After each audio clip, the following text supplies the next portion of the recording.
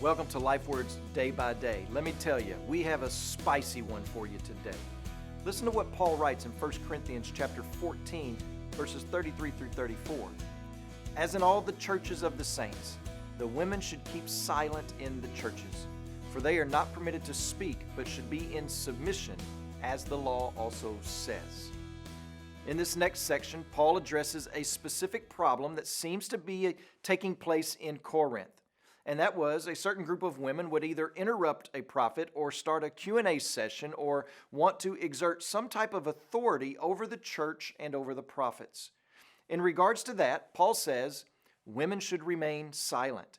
And he makes it clear that this is not just a local command or a temporary or a cultural command, because he goes on to say, as in all the churches of the saints. So let's sort this out. Because earlier, Paul speaks of women praying and prophesying in chapter 11. Is he contradicting himself here by going back on that word and saying that women are to remain silent all of the time when in the presence of the gathered church? Well, it could be. Some see chapter 11 as not necessarily the gathered church. But I think what Paul is getting at here is that in matters of authority and presiding over the church, being held over the people, that the women don't take the reins. If a woman has a concern or a question or a thought, they go to their head, they go to their husband. And of course, if they're not married and an adult or they don't have a father, then they can most certainly go to the elders of the church. And Paul gives his reasoning whenever he says, as the law also says. Well, this law or this principle that Paul is referring to is not explicit. In other words, there isn't a law that we find in the Old Testament that says women are to remain silent.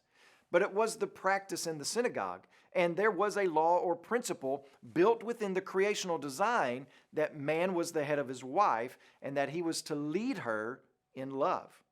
This design is not because women are less than, not as intelligent or inferior. One of the reasons is that man was created first, which set him off as leader. But another reason is that leadership and trust puts on the display the gospel of Christ.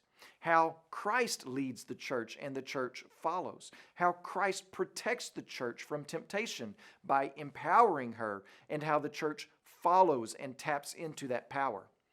And that design was to be reflected within the church, within the leadership of the church. Now, you may be thinking that this is sexist, it's outdated, it's archaic, and a reason for Christianity to progress with the times. This may seem patriarchal to you. Well, that's okay. But like we've said before, we are not shifting God's word to satisfy society.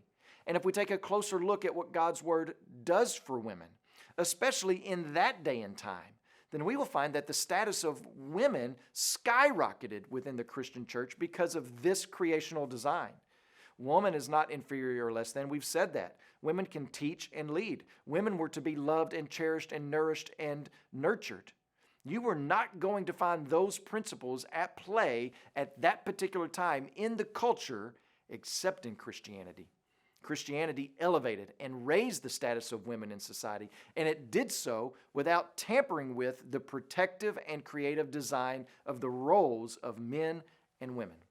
And when the church did tamper with those roles, or that started getting out of alignment, we see the New Testament authors quick to realign. If this is not practiced and preserved and praised, then we confuse the message of God.